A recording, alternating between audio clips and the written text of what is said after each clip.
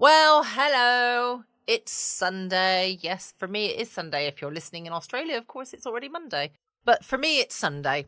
The end of the weekend, back to work tomorrow. I've got to go into the office for the next couple of days. Things to do, people to see and all that. But I do enjoy my job, so I'm not going to complain too much. Sunday nights, I had to think then, what do we play on a Sunday night? Of course, we have Sherlock Holmes. I've been thinking about, yes, dangerous, I know. I've been thinking about going to the Sherlock Holmes and Dr. Watson experience in London. It's quite pricey, I have to say. I think it's something like £175 a ticket. But you get a meal and the experience is supposed to be phenomenal. So I am thinking about giving that a go. If anybody's done it, then please let me know what you thought. Because, like I say, £175 for a night out in London is relatively, big amount of money. I could go to Spain and back on that. Let's face it. And I do love going to Spain, as you will well know. So yeah, Sherlock Holmes experience in London. It's only on for a couple of months, I believe. And I think it starts end of this month, I think. Something like that. And it's only on for a while. It does sell out. It's supposed to be excellent, like I said. So yes, I might need to get in touch and potentially try that. It's I don't know if it's a murder mystery night or just a kind of a mystery and adventure night with, I believe, a 3-course dinner. And the food does look fantastic. Not good for my diet, but my diet, changing the subject slightly, is going well. I've lost a total now of 8 pounds. If you were listening last week, you would have heard that I've lost 8.5. So you can tell I've put a half a pound back on. But, what happens? I was in Spain. What do you do when you're in Spain? You eat the food. So I enjoyed myself. So that half a pound was worth it. But I'm going to stick back to it this week and hopefully shed a few more pounds to get me bikini body ready for the summer. Who knows? This year I might actually do it. Anyway, Sherlock Holmes this evening. What have we got on? Sherlock Holmes exploring the strange case of the persecuted millionaire. Oh, that poor millionaire. Seriously, persecution. This was first broadcast on the 10th of February, 1957.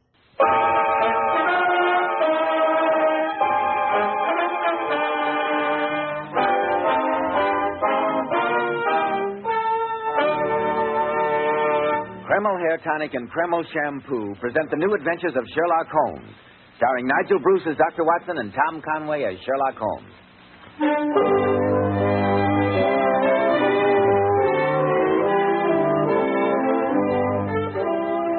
Well, once again, it's time to keep that weekly date with our old friend and genial host, Dr. Watson. I'm sure he's expecting us, so let's join him, shall we? Good evening, Dr. Watson. Good evening, Mr. Bell. As you can see, I'm quite ready for you. The crackling fire in the grate, some port in the decanter over there, and although I smoke a pipe myself, I think you'll find those cigars rather special. All the fixings for a session of storytelling, eh, Dr. Watson? Well, which particular Sherlock Holmes adventure have you selected for tonight? The story that I call The Strange Case of the Persecuted Millionaire. Sounds promising. In some respects, my boy, I think it's one of the oddest adventures we ever had. It's a case in which Sherlock Holmes narrowly prevented a shocking tragedy, and yet, at the conclusion of the affair, he appeared in a most unusual role. The role of a rather lean and elderly Cupid. This I've got to hear. But before you begin, Dr. Watson, do you mind if I... Have a word with our listeners? Of course not, Mr. Bell, of course not. Men, neat-looking, well-groomed hair does so much to give a man that air of success, to say nothing of adding to his good look. I'm sure you'll be interested in hearing more about this modern trend in hair grooming, which has become such a nationwide favorite. It's called Kreml Hair Tonic. This highly specialized hair tonic contains a combination of hair grooming ingredients which is found in no other hair tonic. Yes, that's exactly why Kreml gives a man's hair such a natural, well-groomed look and keeps it in place longer. Keeps every lock in perfect order from morning till night. Yet Kreml never gives hair that cheap, greasy, patent leather look. Kreml keeps hair looking mighty handsome with a rich, healthy-looking luster. Yet it always feels and looks so clean on your hair and scalp. Men, if you aren't already using a hair tonic, try Kreml. If you're using some other hair dressing, change to Kreml. Just see if your hair doesn't look much better than it ever did before. Better groomed, better looking. Kreml, Kreml Hair Tonic. Now, Dr. Watson, I want to hear about the strange case of the persecuted millionaire. Well, Mr. Bell, that adventure began in Baker Street on a grey November day at the turn of the century. Sherlock Holmes and I had just finished our lunch, I remember, and were sitting each side of a blazing fire, just like you and I are tonight. The great man, his feet thrust out before him, was lying back in his chair, his long, thin hands locked behind his head, and a curved pipe jutting out the corner of his mouth was emitting great clouds of grey-blue smoke. After a few moments, I noticed that he was gazing at my boots with very marked attention. But why Turkish, Watson? The boots are English. I got them at Latimer's in Oxford Street. And not the boots, the bath. Why the relaxing and expensive Turkish bath rather than the invigorating homemade article? Oh, because for the last few days I've been having some nasty twinges of rheumatism. By the way, I'm sure the connection between my boots and a Turkish bath is perfectly obvious to you, Holmes, but I'm completely mystified. You're in the habit of doing up your boots in a certain way. I observe that on this occasion they're tied in a double bow. You have, therefore, had them off. Who has retied them? A bootmaker or the boy at the Turkish bath?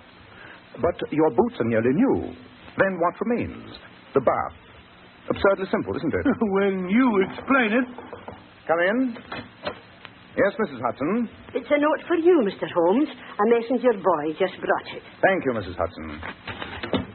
Who's it from, Holmes? I swear that only reigning royalty can be as presumptuous as an American businessman.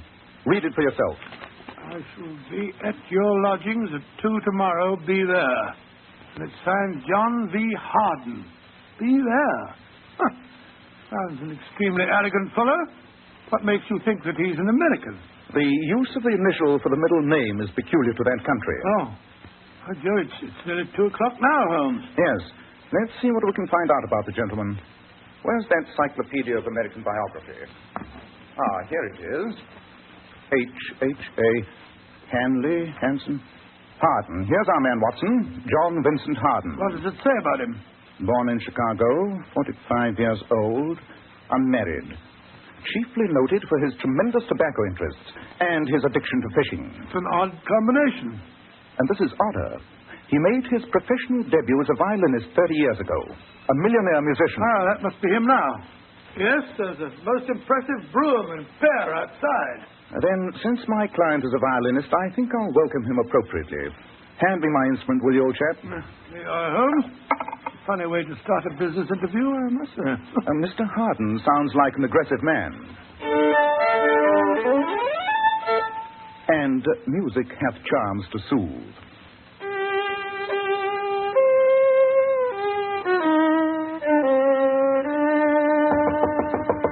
Come in.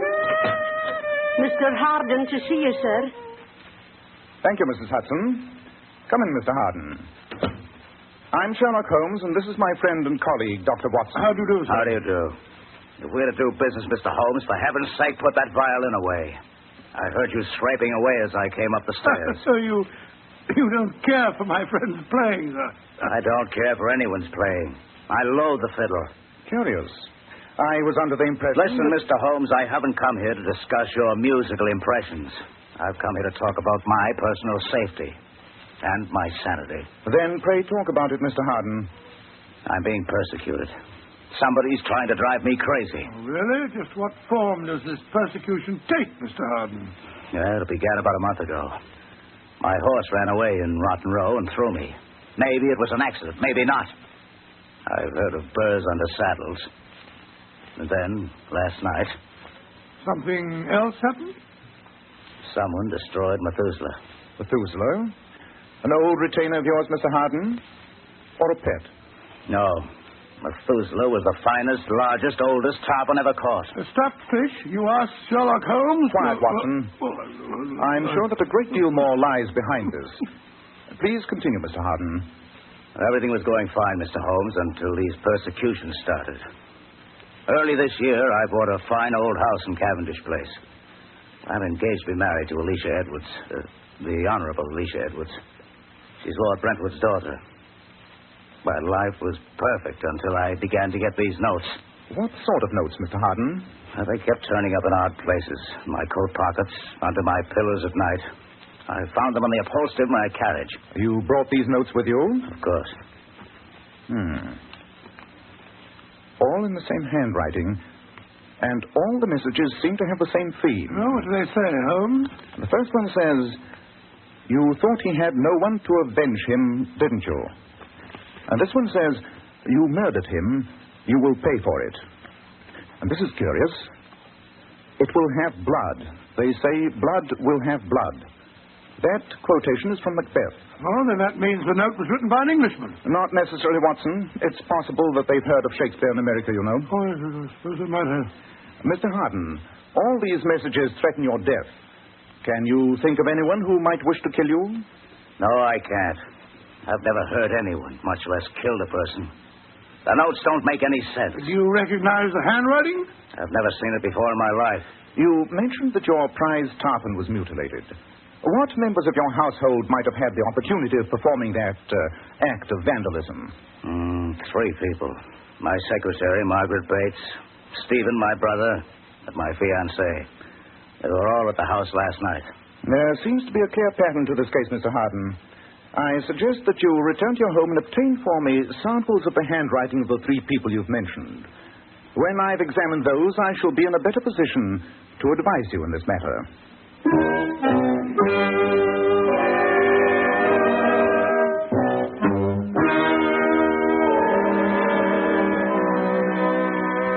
Holmes, you've spent 3 hours with a magnifying glass and those samples of handwriting that Mr. Harden brought back. Have you found the clue?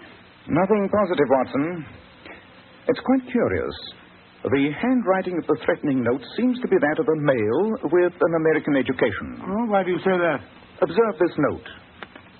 Who dies unavenged can never sleep with honor. You'll notice that honor is spelt without a U. That's the American way. Then that means that his fiancée didn't write him. She might have deliberately spelt it that way to remove suspicion from herself. No, I'm afraid these samples prove nothing. Then we're no nearer finding out who's responsible. Well, at least we've ruled out an obvious possibility. Come in. Yes, Mr. Hudson. It's a telegram, Mr. Holmes. Thank you. Yes, sir. Better get your coat and hat, Watson. It's from Mr. Harden? Yes. He says, "A worse blow has fallen. Come at once."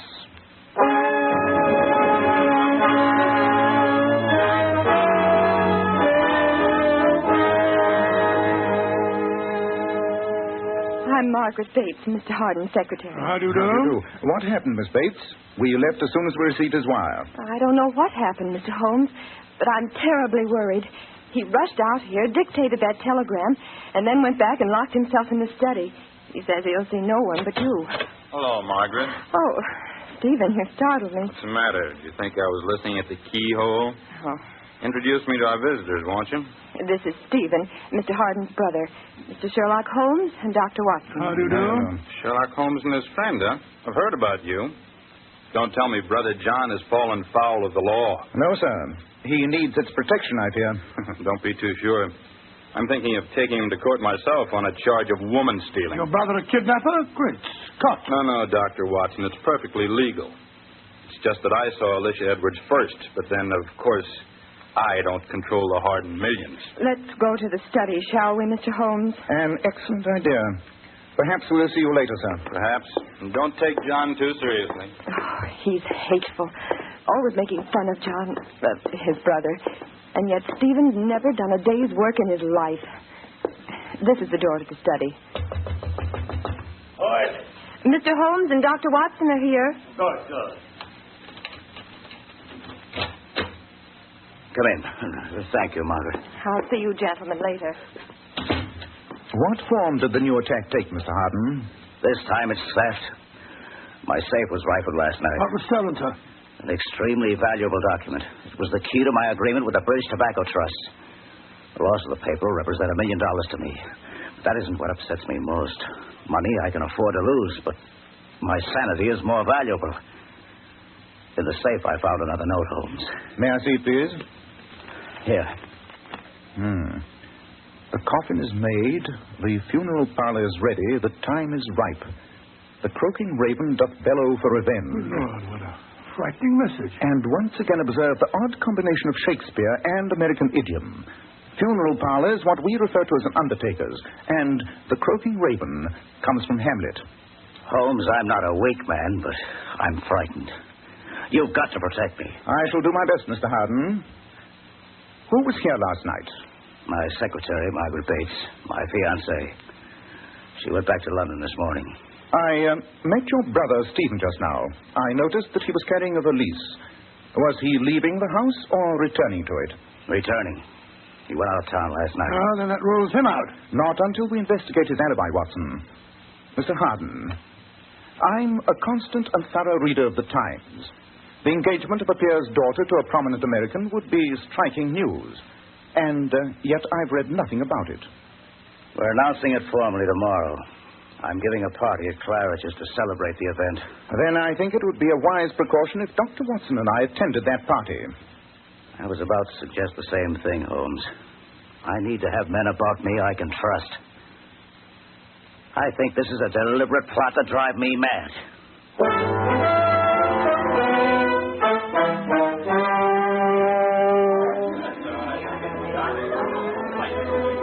Holmes, Dr. Watson, I want you to meet my fiancée, Miss Alicia Edwards.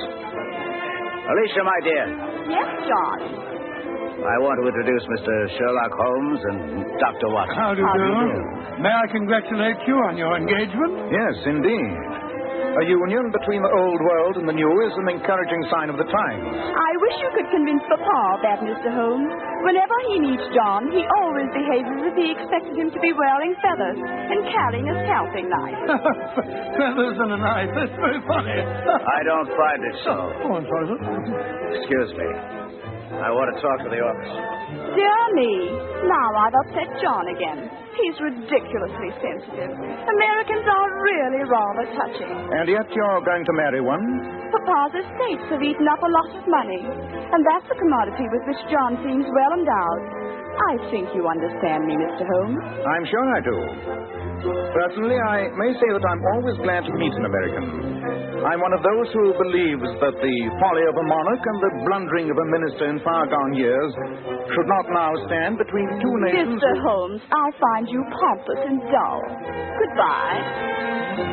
On my soul, what an unpleasant, heartless young woman. She's obviously marrying Hardin for his money. Obviously. Though I don't think she has an aversion to all Americans. Oh? Why do you say that?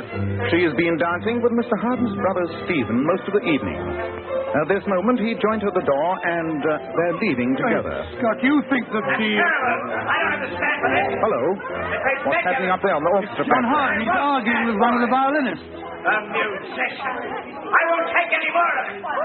Look. He snatched the instrument out of his hand. Come on, get out of here. You're not fit to fiddle at an Irish wake. Out with you. The rest of you, go on, play. Holmes, he's behaving like a madman. He's rushing after the musician and brandishing the violin as if he's going to brain him with it. Yes, Watson. That quarrel with the violinist was not a totally sane act. If the anonymous correspondent's motive is to undermine Hardin's reason, he may be succeeding. But who has a motive? Might be the brother, Stephen. He's obviously jealous of the girl, and he probably is next in line for the Hardin millions. But I checked his alibi for last night. He was out of town. Stop the music. Stop playing. What the devil's wrong now? Holmes, where are you? Here I am, Mr. Hardin. Well, come with me at once. What's wrong, sir? It's Alicia. I found her in the corridor. She's been strangled.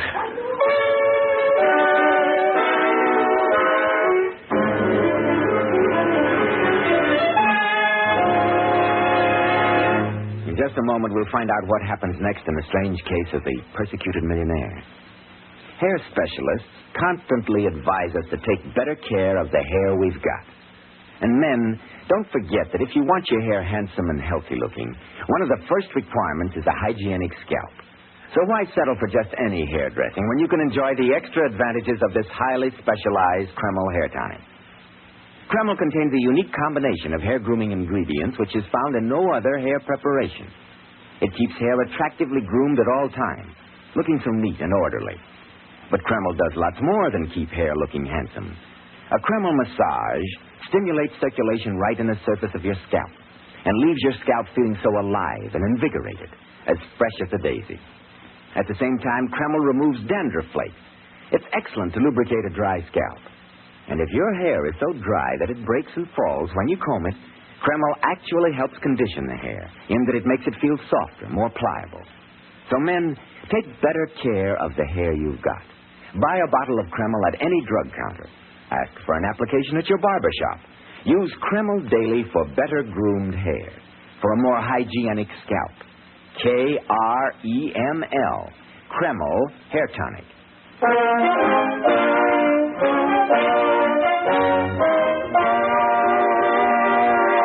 Well, Dr. Watson, so the Honorable Alicia Edwards had been strangled at her engagement party. What happened next? Well, I tried first aid, Mr. Bell, and found the girl was not dead. We rushed her to the hospital, and a few hours later, we were able to talk to her, but we found that she could give us no clue. When we left the room, Harden was waiting for us in the corridor. How is she? Is she going to be all right? Oh, don't worry, Mr. Harden. She'll be all right, but she had a very narrow escape. But why attack her? Why not me? The pattern becomes increasingly clear, Mr. Harden. Your enemy has struck at your fishing, your business, now at your fiancée. So every blow is at your wealth and position. And my sanity. Mr. Holmes, you've got to find out who's behind all this. On the occasion of the mutilation of the fish, 3 people had the opportunity. Your brother Stephen is clear on the second attack, and on this last one, I think we may reasonably assume that your fiancée did not strangle herself. Yes, I'll wager my medical reputation on that fact. And that means that only one person who was present on all 3 occasions was... No, you can't mean... Your secretary, Miss Bates? Where is she? In the waiting room. Splendid. Then Dr. Watson and I will take her back to Baker Street. I have an idea that she can be of invaluable help to us.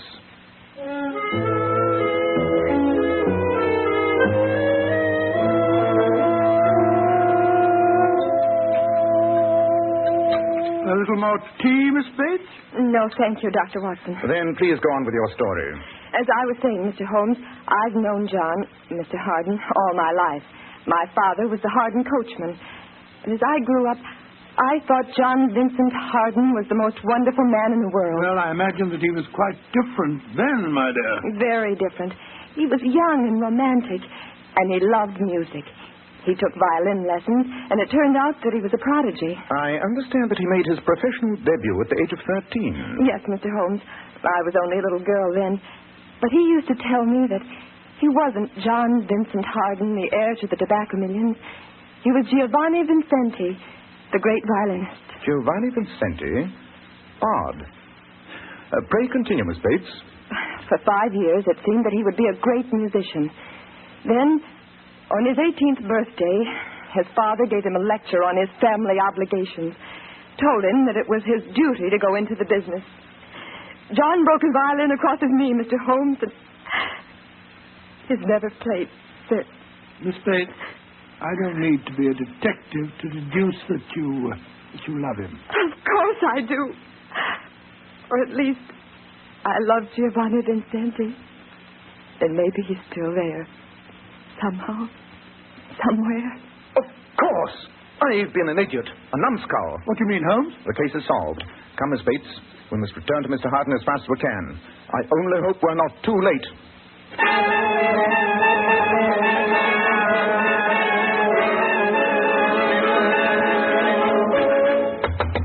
But why doesn't he answer? The servant said he locked himself in the study again. The door's locked. I don't like the look of this. Come on, Watson. We'll break it in. Once more. Look! He's lying crumpled over his desk. There's a revolver beside him, Holmes. Miss Bates, please leave us. My friend's a doctor. He'll take care of him. He's only wounded. Yes, it's just grazed his scalp. Oh, thank heavens. I'll be waiting outside. Obviously, this was attempted suicide. They finally succeeded in driving him mad. Did they? Read this note lying here. It's in the same handwriting as the other messages. I might try to fool another detective, but not you, Mr. Sherlock Holmes. I admit I shot John Vincent Harden. I'm sure you'll have no difficulty discovering how I escaped from a locked room. Good Lord. You'll observe that the note was written and blotted on this desk. Watson, I'll see to getting Mr. Harden to bed and summoning his own doctor. I want you to return to Baker Street. To Baker Street? Why? Though the case is solved, I have some heavy thinking to do, and I must do it here. So be a good fellow and go back to our lodgings and get me 2 ounces of shag tobacco. And my violin.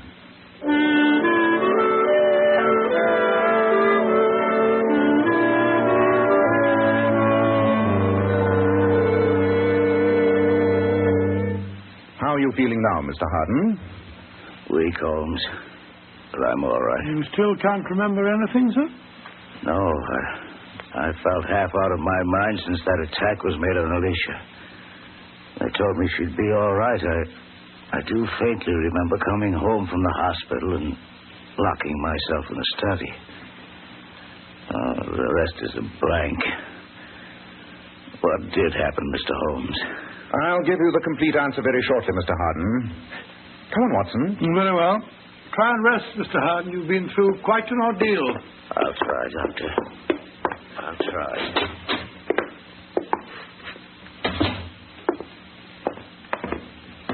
Holmes, you left your violin in Harden's room. Did you mean to? I meant to. And in the meanwhile, we must talk more seriously to Miss Bates. Well, she's down here in the sitting room. Yes. Yes, I have. And Brother Stevens You'd with be her. the first to know the good news, Margaret. And may we inquire what the good news is, sir? Oh, didn't see you fellas coming down the stairs. Well, there's no reason why you shouldn't hear it, too. I've just come from the hospital. Alicia's broken off her engagement to John. She's going to marry me. Indeed. My congratulations. Yes, sir, but I suggest you don't tell your brother the news. He's a very sick man. Oh, I won't. Now, if you'll excuse me, I'm going to celebrate. From the sparkle in your eye, Miss Bates, I can see that you're just as excited as Stevens is. Of course I am. But tell me, Mr. Holmes, have you found out who attacked John? Yes, Miss Bates. At last I know the name of Mr. John Vincent Harden's enemy. On the incident of the mutilated fish, you or Stephen or Alicia might have been guilty. On the stolen document, you or Alicia. And on the attack on that lady, you or Stephen, which seemed to leave only you. But I was having tea with both of you in Baker Street when John was shot. Precisely. As perfect an alibi as I've ever known. Then no one person was responsible. There must have been accomplices. No, Watson. Oh, sir. Remember another fact. The note, supposedly written after the attempted murder, was blotted at the very desk which the wounded man was slumped over. Isn't it clear? Frankly, no. The persecutor and the would-be murderer of John Vincent Harden is Giovanni Vincenti. But they're one and the same man. Miss Bates told us so. They were the same man. But Harden forced the dominant part of his character into annihilation. When he destroyed his violin, he thought he had destroyed Giovanni Vincenti. But his alter ego was still dormant. Yes. And after the shock of the riding accident in Rotten Row, Giovanni Vincenti emerged, hunting for revenge. You mean that poor John really has a dual personality, Mr. Holmes? Yes, my dear. No one person seemed to have the opportunity of committing all the attacks. But we left one person off our list. John Vincent Harden himself. But why, Holmes? For heaven's sake, why? Giovanni Vincenti struck at the fish, the document, and at the fiancée. All symbols of what Harden had gained for himself. Finally, he attacked Harden's life. But, Mr. Holmes, what will happen now? He's out of his mind. They won't send him to an asylum, will they? I think not, Miss Bates. There's a possibility that this second shock, this self-inflicted wound on the skull, may cure him. Don't you agree, Watson? Yes, I do. It's perfectly possible there'll be a complete reintegration of personality. Listen. It's John, and he hasn't touched a violin for ages. So that's why you left your violin in his room, Holmes? Exactly. Now, Giovanni Vincenti and John Vincent Harden are again one man, one whole and sound man. I trust he may create a new life for himself. And I'm convinced that he has here the woman who will help him.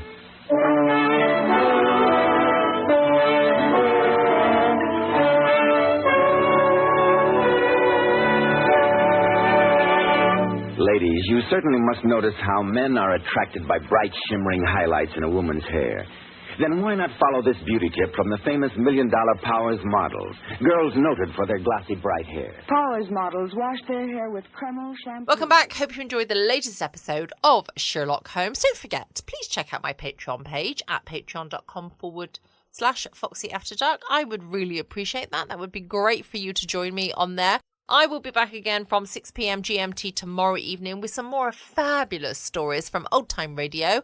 Can't wait to catch up with you tomorrow night, same time, same place. In the meantime, stay safe, always be kind, love you all.